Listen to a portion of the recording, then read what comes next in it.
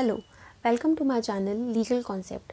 आज की इस वीडियो में हम कॉन्ट्रैक्ट एक्ट को बहुत ही सिंपल तरीके से स्टडी करेंगे, जिसमें हम कवर करेंगे what is contract, essential elements of valid contract, types of contract, proposal, offer and lastly acceptance. सबसे पहले हमें ये पता होना चाहिए कि जिस एक्ट के बारे में हम पढ़ रहे हैं उसकी इनैक्टमेंट डेट क्या है, वो कब इनैक्ट हुआ था, कब फोर्स में आया था।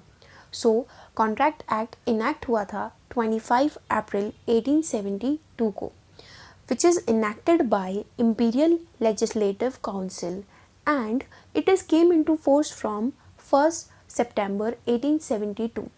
कुछ स्टूडेंट्स को बहुत कन्फ्यूजन रहती है कि 1 सितंबर 1872 को ये इनैक्ट हुआ था, बट नो, 25 अप्रैल 1872 को ये इनैक्ट हुआ था and it is came into force from 1 सितंबर 1872। अब समझते हैं इसकी definition. According to section 2H of the act, the term contract is defined as an agreement enforceable by law. इसके दो बेसिक एलिमेंट्स हैं, first is an agreement, second is enforceability by law. यानी कोई भी एक ऐसा करार जिसको हम कानून के द्वारा लागू करा सकते हैं, कॉन्ट्रैक्ट कहलाता है। Essential elements of a valid contract. According to section 10, all agreements are contract if they are made by free consent of the parties competent to contract for a lawful consideration and with a lawful object and are not hereby expressly declared to be void. इसका मतलब एक agreement contract तब कहलाएगा जब वो व्यक्ति की स्वतंत्र सहमति से बना हो, यानी व्यक्ति ने बिना किसी प्रेशर के उसे मंजूरी दी हो, और जो कॉन्ट्रैक्ट का ऑब्जेक्ट है वो भी लॉफुल होना चाहिए, इलीगल और वॉइड नहीं होना चाहिए, जिसके बदले में एक लॉफुल कंसिडरेशन दिया जा सके, और जो कंसिडरेशन है वो भी लॉफुल ही होना चाहिए, इलीगल नहीं।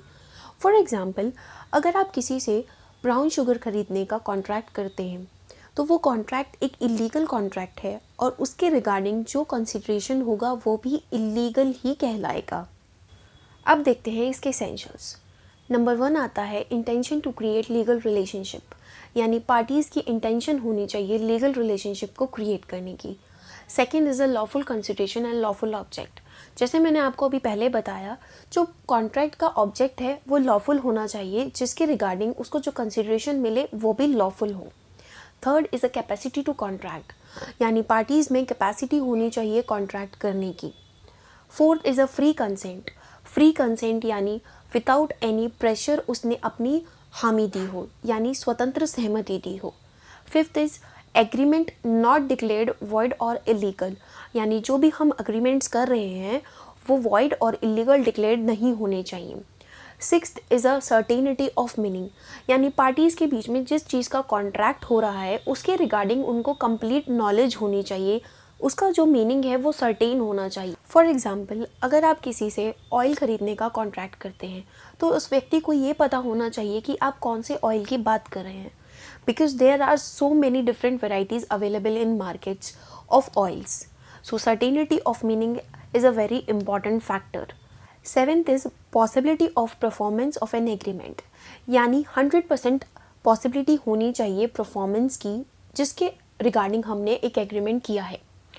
8 इज़ नेसेसरी लीगल फॉर्मेलिटीज़, यानी सारी जो भी लीगल फॉर्मेलिटीज़ हैं हमारी वो कंप्लीट होनी चाहिए।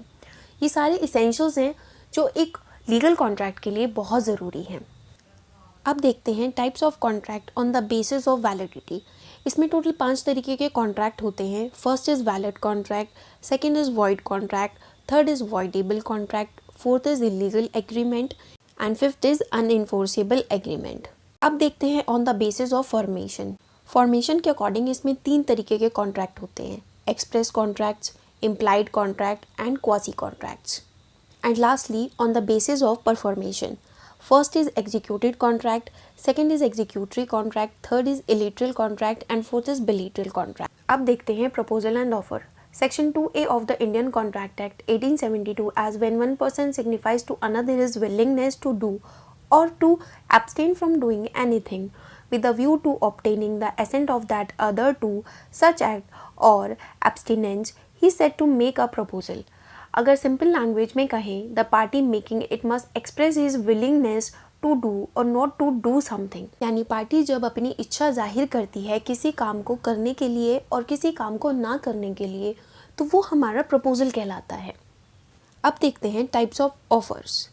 There are total 5 types of offers. First is a special offer, second is a counter offer, third is a general offer, fourth is a cross offer and fifth is a standing offer.